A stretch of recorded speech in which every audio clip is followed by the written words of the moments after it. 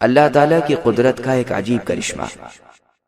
گزشتہ آیت میں جو واقعہ ابراہیم علیہ السلام کے مباحثے کا گزرا، اس پر اس کا عطف ہے۔ یہ گزرنے والے یا تو عزیر علیہ السلام تھے جیسا کہ مشہور ہے، یا ارمیہ ابن حلقیہ تھے اور یہ نام خضر علیہ السلام کا ہے، یا خرخیل ابن بوار تھے، یا بنی اسرائیل میں کا ایک شخص تھا۔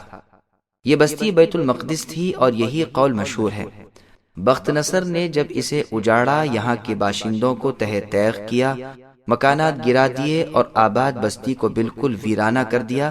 اس کے بعد یہ بزرگ یہاں سے گزرے۔ انہوں نے دیکھا کہ ساری بستی تہہ و بالا ہو گئی ہے، نہ مکان ہے نہ مکین، یعنی نہ مکان ہے نہ ان کے رہنے والے۔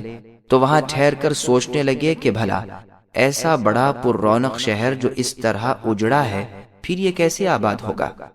اللہ تعالیٰ نے خود ان پر موت نازل فرمائی۔ یہ تو اسی حالت میں رہے اور وہاں 70 سال کے بعد بیت المقدس پھر آباد ہو گیا۔ بھاگے ہوئے بنی اسرائیل بھی پھر آ پہنچے اور شہر کھچا کھچ بھر گیا۔ وہی اگلی سی رونق اور چہل پہل ہو گئی۔ اب 100 سال کامل کے بعد اللہ تعالیٰ نے انہیں دوبارہ زندہ کیا، اور سب سے پہلے روح آنکھوں میں آئی تاکہ اپنا جی اٹھنا خود دیکھ سکیں۔ جب سارے بدن میں روح پھونک دی گئی تو اللہ تعالیٰ نے فرشتے کے ذریعے پوچھوایا کہ کتنی مدت تک تم مردہ رہے، جس کے جواب میں کہا کہ ابھی تو ایک دن بھی پورا نہیں ہوا۔ وجہ یہ ہوئی کہ صبح کے وقت ان کی روح نکلی تھی اور 100 سال کے بعد جب جیے تو شام کا وقت تھا۔ خیال کیا کہ یہ وہی دن ہے، تو اللہ تعالیٰ نے فرمایا کہ تم 100 سال کامل تک مردہ رہے۔ اب ہماری قدرت دیکھو کہ تمہارا توشہ بھتہ جو تمہارے ساتھ تھا، باوجود 100 سال گزر جانے کے بھی ویسا ہی ہے، نہ سڑا نہ خراب ہوا ہے۔ یہ توشہ انگور، انجیر اور شیرہ تھا۔ نہ تو یہ شیرہ بگڑا تھا، نہ انجیر کھٹے ہوئے تھے، نہ انگور خراب ہوئے تھے، بلکہ ٹھیک اپنی اصلی حالت پر تھے۔